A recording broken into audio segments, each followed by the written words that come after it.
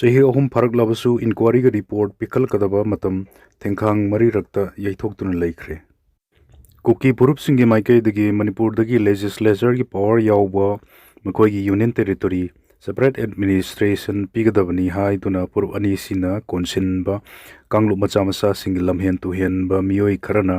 makoi gi kulai pai ba militant singa kucham da tuna me ahum solisingani kulum doi dagi mitai da atamdana onsin duna chathar kibalan asi gi waroisin state amasu union laingak na purak tabadagi ngasi chahi ahom mapung pharaba phawda union lainga ki maikai digi lan asigi maramda thijannanawa semkiba commission of inquiry gi report pikal nanawa thengkhang mari rakta tongan tongan ba matam sing pikrabasu ngasi phawba pikalaktana lairi tamthiraba thawdog asi haurakpadagi union laingak na Guwahati high court ki chief justice oiramba justice Ajay Lamba na luchingba miyoi ahomna saba commission of inquiry ama lingkhat khibani Committee asida thabakta potharaba IAS Himanshu Shekhar Das amasung retired IPS officer Aloka Prabhakar yauribani Union Lainga ki maikai digi Commission of Inquiry asi lan asina tha ama mapung phajalakpa June mari solisingani ka kolum doida semkhibani Commission of Inquiry asi sembagaloinana Union Lainga ki maikai digi Commission asi gi ahan ba sitting pangthokpa numittagi tharaga tha taruk henna thengtha handana masigi report sing union laingakta pikhalaknanaba direction pikhibni commission of inquiry asina pangthok kadaba thabak singi manungda manipur gi tamthiraba lan asi kari karamba wahodagi matau karamna thorakibano lan asi thorokpa matamda laikiba manipur laingak ki maikai dagi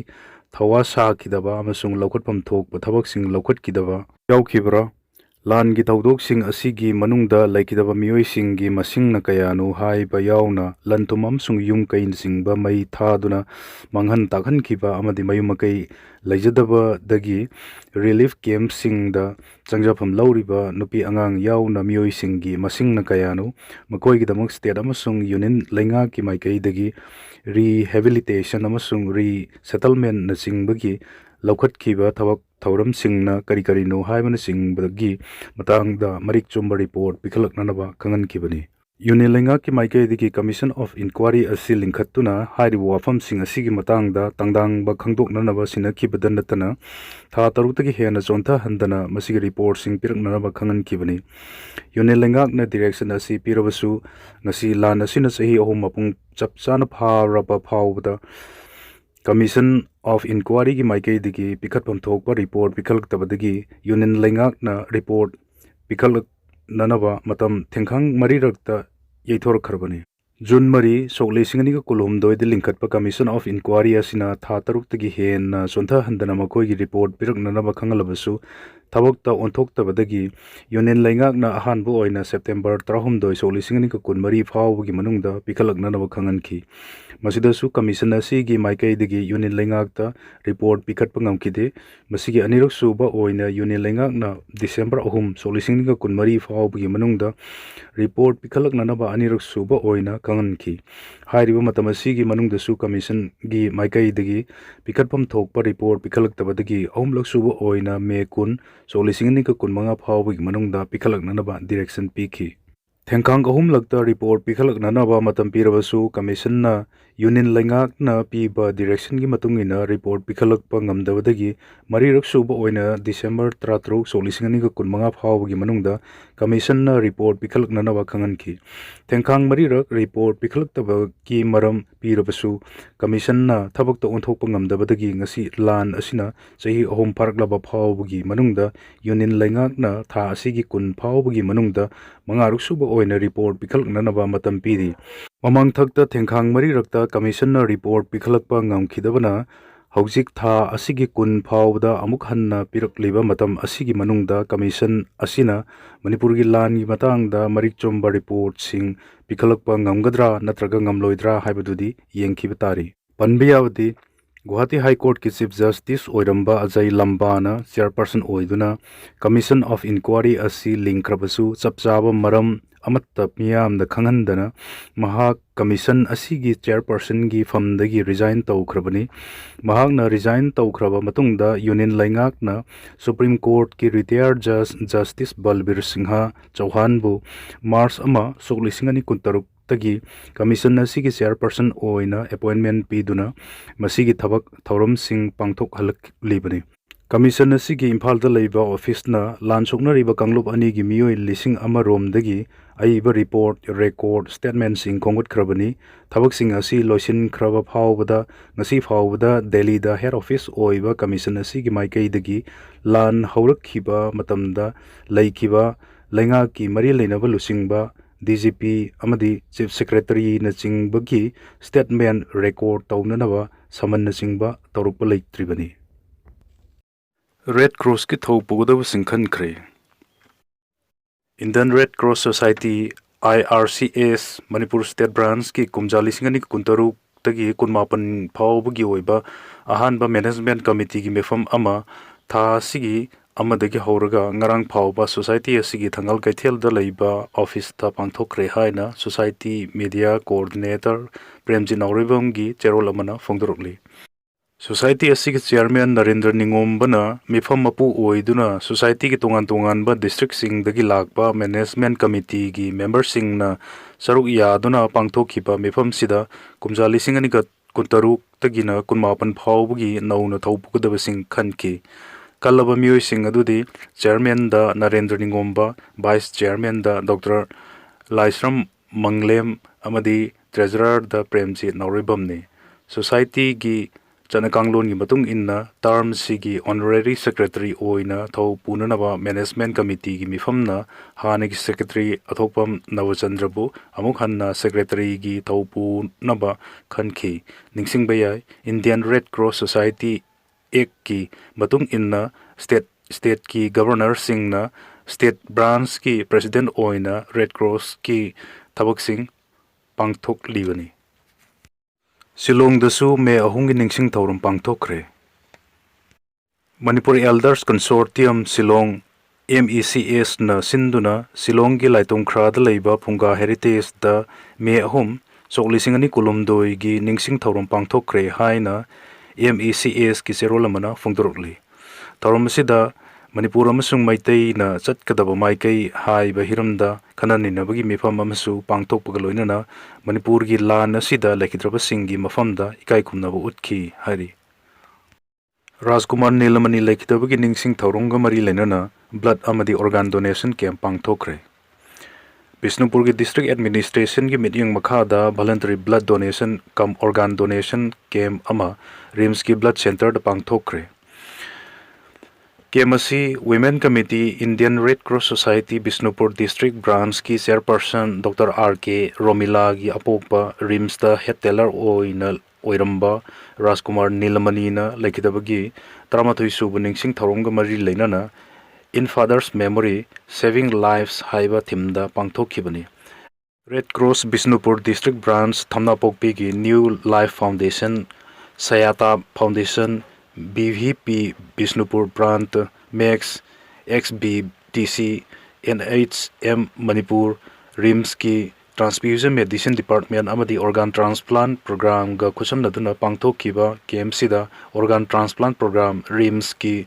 Transplant Coordinator Singh L Monica amadi CH Rita Red Cross Society Bisnupur District Branch ki Secretary Dr. H Romensu Saruyaki Tripura da asangba miniketen gi mapo kumon pangthokre Tripura gi Manipuri Literary and Cultural Forum na sinduna Padma Shri asangba miniketen gi samakas kunsuba mapo kumon thauram ngarang Tripura gi Nalgoria Forum gi sangai da pangthokre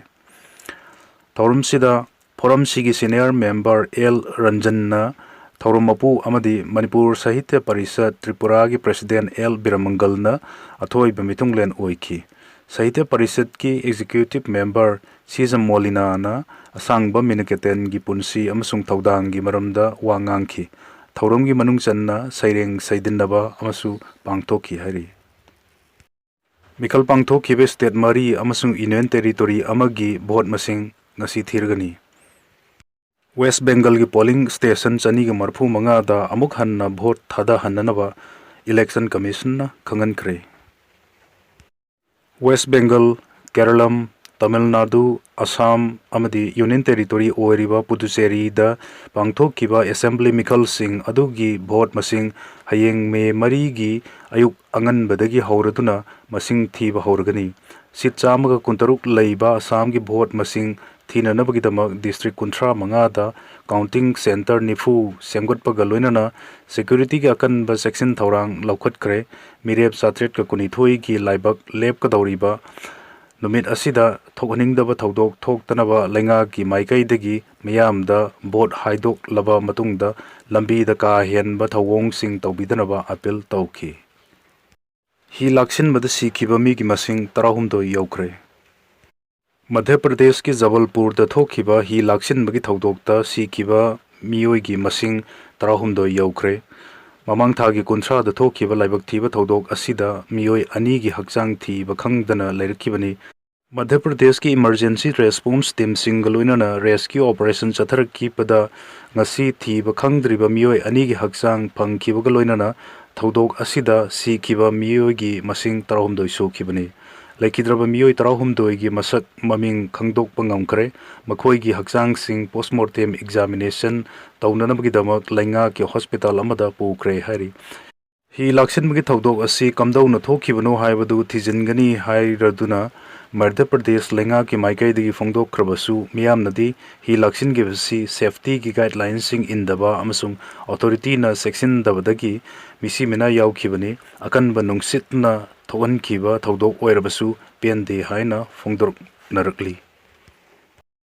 map ta awang nongpok ki state sing khudom bi thin ba ngamdaba miyoi sing da aikhoi gi wari li na ba honariba pause sing thagatli temjen Mapta awang nongpok state sing kadai da leibage hangbada khudom bi thinba ngamdaba miyoi singda lamdam asom gi tongan tongan ba nahet pireba phurup amadi thawoi bidraba miyoi kaya gi wari li na ba honariba pause amasung media channel khudingmak thagataba ngamde haina Nagaland gi minister Temjen Immana phongdokre Malem ki press freedom day mari lenana social media da thagatpa post ta minister Temjen na phongdor kibda pause kaya na wangnongpo ki miyoi singi mingbu haidokpa haitaba ki mami tari isama ki ming phawba Temjin amasung Temken haina pause kaya da lan na irakpa yawi adubu ming lan na panjarabasu awangnongpo ki wari sing mainland India da yauhannana wahonariba pause singbudi thagataba ngamde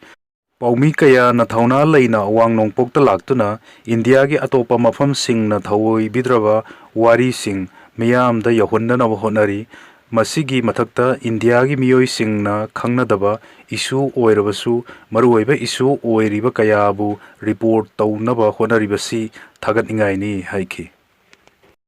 Senja thumja tauduna lawkhiba official lising amang chawnga rongi appointment laingak na kakthat kre Nepal Senja thumja tauduna politics ki mityeng da khudong chaba piduna lawkhiba lainga ki official lising amang chawnga rongi appointment sing President Ramchandra Paudel na issue tauba ordinance amagi makhada Nepal gi anauba laingak na kakthat kre hairi Agency ki pauna phongdorukpa matung inna senja thumja tauduna lawkhiba official sing asi chahi asi ki March kuntaruk haibadi Nepal gi anauba lengak asi semdringai ki mangoinana lauram khiba official sing ni March kuntaretta Balendra Sahana luchingba Rashtriya Swatantra Party gi lengak lakraba matung Nepal da chauna ahongba purakibani March manga da pangthokhiba Nepal gi general election da leibak asi gi lengak pairamba party bu miyamna yaningdaba gi mami chauna takhiba loinana Genji na luchingba anauba lengak asi lakhibani President Ramchandra Paudel na ordinance on special provisions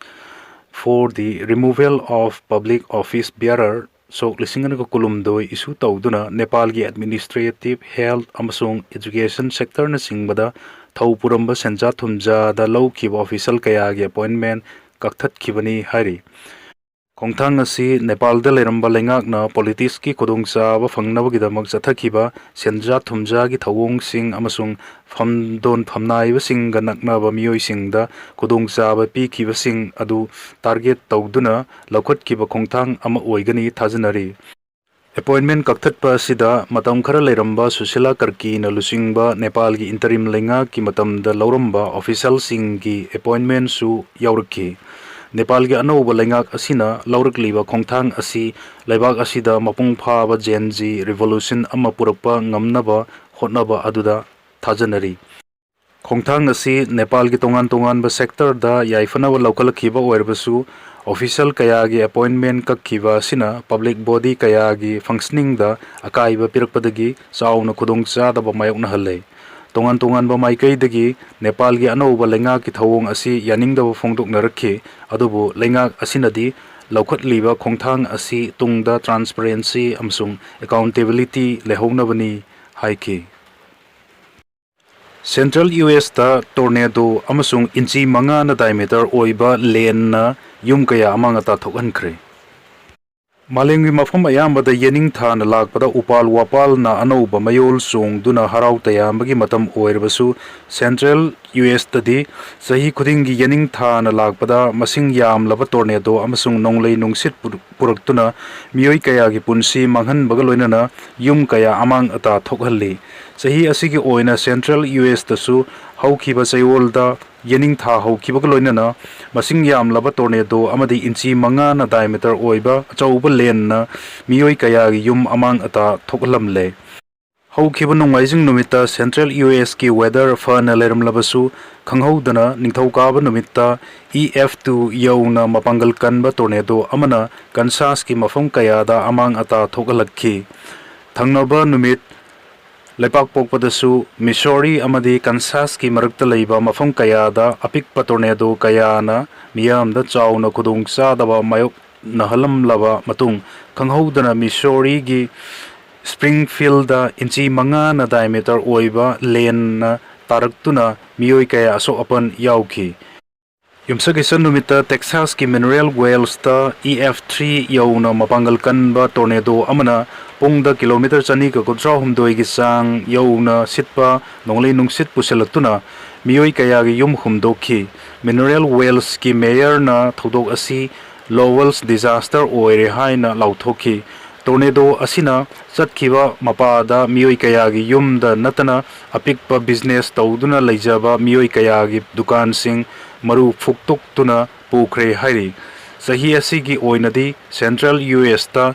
E.F.3ꯗꯒꯤ ꯍꯦꯟꯅ ꯃꯄꯥꯡꯒꯜ ꯀꯟꯕ ꯇꯣꯔꯅꯦꯗꯣ ꯂꯥꯛꯈꯤꯕ ꯂꯩꯇ꯭ꯔꯤ, ꯑꯗꯨꯕꯨ ꯆꯍꯤ ꯈꯨꯗꯤꯡꯒꯤ central ꯌꯨ.ꯑꯦꯁ.ꯇ E.F.4 ꯅꯠꯇ꯭ꯔꯒ ꯀꯔꯤꯒꯨꯝꯕ ꯃꯇꯝꯗ E.F.5 ꯌꯧꯅ ꯃꯄꯥꯡꯒꯜ ꯀꯟꯕ ꯇꯣꯔꯅꯦꯗꯣ ꯂꯥꯛꯀꯟꯕ ꯃꯔꯝ ꯑꯣꯏꯔꯒ ꯃꯐꯝ ꯑꯁꯤꯗ ꯂꯩꯔꯤꯕ ꯃꯤꯌꯥꯝꯅ ꯃꯤꯀꯨꯞ ꯅꯥꯍꯨꯝꯁꯤꯡꯅ ꯂꯩꯅꯔꯤ꯫ ꯅꯥꯀꯜ ꯑꯃꯔꯣꯝꯗ ꯍꯧꯈꯤꯕ ꯌꯨꯝꯁꯀꯩꯁ ꯑꯃꯁꯨꯡ ꯁꯒꯣꯜꯁꯦꯟ ꯅꯨꯃꯤꯠꯇ ꯔꯁꯤꯌꯥꯒꯤ ꯀꯣꯅꯨꯡ ꯃꯣꯁꯀꯣꯗ